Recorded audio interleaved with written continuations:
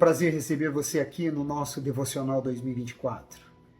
Neste ano de Gênesis Apocalipse, juntos vamos aqui nos aprofundar nas Sagradas Escrituras. Agora nós estamos no livro de Josué, o livro das guerras. E eu quero que você compartilhe aquilo que tem lhe chamado a atenção, aquilo que Deus tem falado com você, aquilo que tem tocado a sua vida. Deixe também aí o seu like, a sua curtida e também compartilhe com o maior número de pessoas possíveis. Na minha meditação, no devocional, o que me chamou a atenção foram os seguintes pontos de Josué 7, 8 e 9. Deus como detetive e advogado de acusação. Às vezes, devemos recuar. E, mais uma vez, não pediram conselhos a Deus. Vamos então mergulhar nesta meditação em Josué, a partir do capítulo 7. Nós vemos no capítulo 7, do versículo 1 ao 5, que onde há desobediência a Deus, há a ausência de Deus. Não tem como contar com Deus, esperar por Deus e querer ver Deus se não há da nossa parte a obediência para com Ele. Nós vemos claramente nesta passagem também, além desta atitude tomada por Acã, que não considerou em absolutamente nada Deus com respeito ao que havia sido determinado na ocasião, que não deveria se tocar em nada de Jericó. Nós vemos também, por outro lado, Josué não pedindo conselhos a Deus com respeito à luta contra Ai. Vemos que ele criou estratégias e foi. Isso mostra para cada um de nós que nós devemos sempre, em todas as circunstâncias e situações, pedir a Deus o que devemos fazer, qual direção tomar, qual é a vontade dele. E aí o que vemos? Que realmente Josué e o exército sofreram as consequências. E nós aprendemos com isso que não é pela nossa força, é pela dependência e obediência a Deus. No versículo 11, inclusive, do capítulo 7, a palavra de Deus nos mostra um detalhe muito importante, quando diz assim, veja só, a palavra de Deus diz o seguinte, preste atenção, Israel pecou e violaram a minha aliança, aquilo que eu lhes ordenara, pois tomaram das coisas condenadas e furtaram e dissimularam e até debaixo da sua bagagem o puseram. Veja que ele não considerou, Acã não considerou em nada a Deus, porque ele queria esconder, na verdade, das pessoas. Porque como esconder algo de Deus, se ele já sabia do que havia ocorrido em episódios anteriores? Nós vemos claramente no versículo 14, Deus, ele entrando em cena para mostrar a Josué o que estava acontecendo e aonde estava o problema. E Deus, ele entra como detetive e também advogado de acusação. Nós não vemos nesta ocasião, de forma nenhuma, a justiça sendo feita por um sorteio. Porque Deus, como detetive, ele foi mostrando as pistas, mostrando qual caminho que Josué deveria seguir. E, por fim, chegou até Acã. E o interessante nesta palavra, no versículo 20 e no versículo 24, que em nenhum momento foi confissão da parte de Acã, foi confirmação.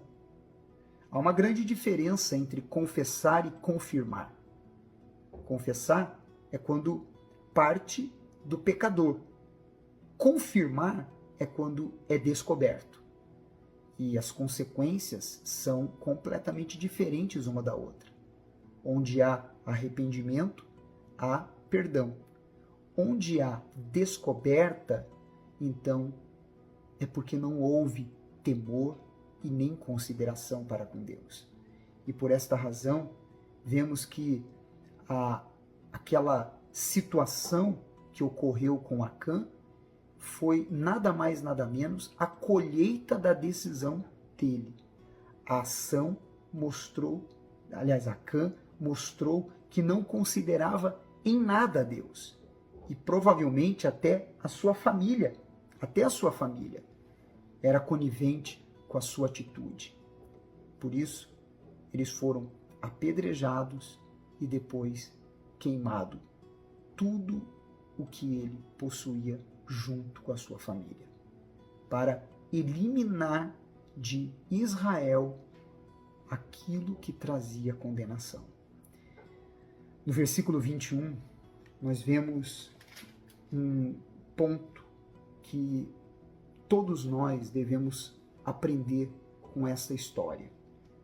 Quando vi entre os despojos, disse Acã, uma boa capa babilônica e 200 ciclos de prata e uma barra de ouro do peso de 50 ciclos, olha só, cobicei-os e tomei-os, e eis que estão escondidos na terra, no meio da minha tenda, e a prata por baixo. Cobiça. Onde há cobiça, há cegueira espiritual. Onde há cobiça, há armadilha. Onde há cobiça, há catástrofe. A cobiça, ela cega. A cobiça, ela leva qualquer pessoa ao precipício. Por isso que nós não devemos agir desta forma, mas nos contentar com aquilo que o Senhor Deus nos dá e com a direção que Ele dá, que com certeza produzirá resultados. Até porque nós sabemos, né, que a ordem de Deus foi que Jericó deveria ser completamente consagrada, ou seja, ela deveria ser absolutamente toda rendida, entregue a Deus.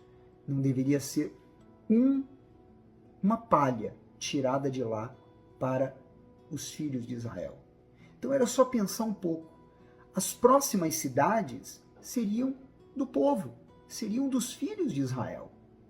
Não haveria porquê, não haveria necessidade de eles tomarem para si qualquer coisa. Mas a cobiça faz isso, ela cega uma pessoa. No capítulo 8, no versículo 1 ao 2, nós vemos agora Deus dando direção. E não a experiência de Josué. Deus falou como Josué deveria fazer e por onde ele deveria começar.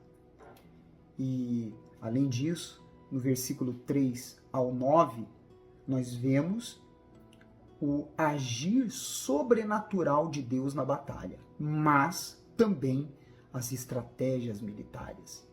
Sabe o que isso nos ensina? Que não basta você chegar, orar e cruzar os braços. Não, dizer, ó Deus, eu entrego na tua mão essa minha luta. Não, você tem que entregar, você tem que colocar na mão dele, mas você tem que agir, você tem que criar estratégias, você tem que tomar decisões. Muitas pessoas dizem, eu não sei por que Deus não me prospera. Mas a pergunta é, você tem se atualizado? Você tem buscado se modernizar? Você tem buscado entrar no mundo dos negócios da maneira correta? Você tem agido em casa da maneira que deveria? Você tem procedido fazendo a sua parte ou esperando só a parte de Deus? Tem que haver o sobrenatural da parte de Deus? Sim, mas tem que haver a sua estratégia também, como aconteceu nesta vitória na cidade de Ai.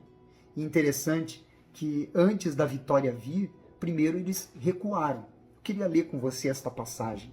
No versículo 6 do capítulo 8, diz assim, olha só que interessante.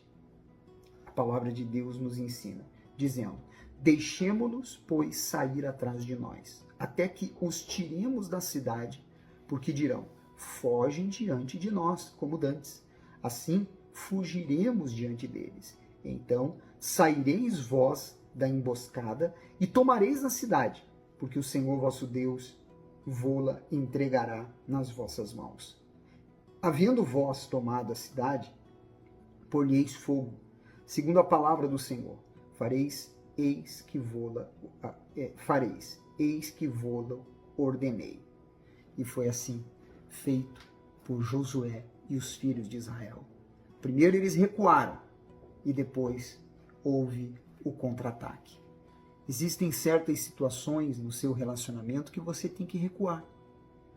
Existem momentos no mundo empresarial que você tem que recuar para você pegar impulso, para que você possa ter um gás, para que você possa enxergar de um outro ângulo e tomar as decisões com inteligência e também com sabedoria.